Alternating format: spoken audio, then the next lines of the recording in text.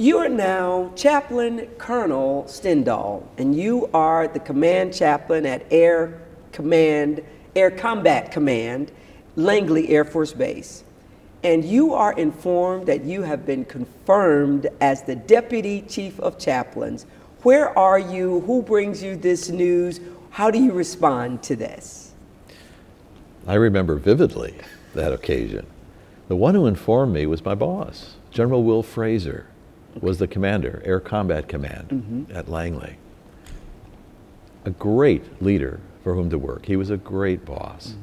He knew us all by name, knew family members. He was a great boss to work for. Took me into his office, and this was the day before the list of the BG Selects went public. And informed me, he said, "This is secret squirrel for today, but you're on the list." There's only one chaplain named, and he said it is the new Deputy Chief of Chaplains. That list is subject to confirmation by the Senate.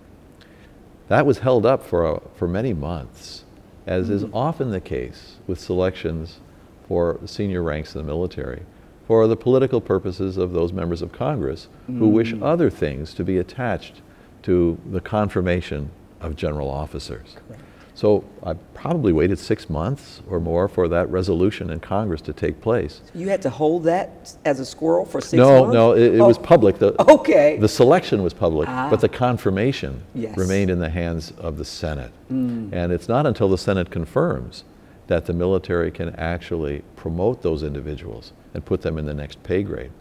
So I reported to the Pentagon as a colonel. And I became the Deputy Chief to Chaplain Cecil Richardson. I have much to say about Chaplain Richardson, and he was a good mentor to me, very dear, and that's a separate question. But the matter of becoming the deputy, to report to the Pentagon as a colonel is sort of like reporting to your first base as a second lieutenant. Colonels, brigadiers at the Pentagon are not necessarily celebrities. So I reported to the Pentagon and got to know the staff and began to work for Chaplain Richardson. And this would perhaps be a good time to express my appreciation for my predecessor, whose mentorship really involved trust.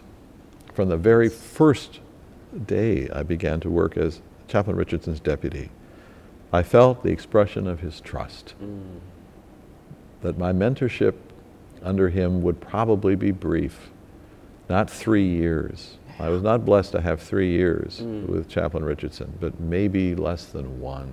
Oh my. So I had a little time, and Chaplain Richardson kind of nurtured me through that period of time to assume responsibility significantly, incrementally, but in significant increments. And I'm very grateful to this day. And if Chaplain Richardson's watching, my thanks for that patience and for the mentoring that went quickly.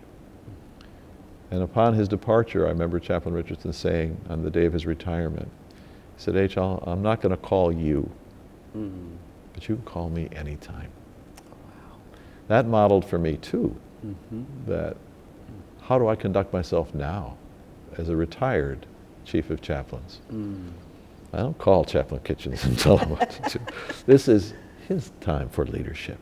But if anyone wants to call me, and hence my gratitude for this conversation, that if I can be of value to our religious affairs airmen, to the chaplains on active duty and in the reserves and guard, anything I can do, I am honored to do, because I loved every day that I wore that uniform.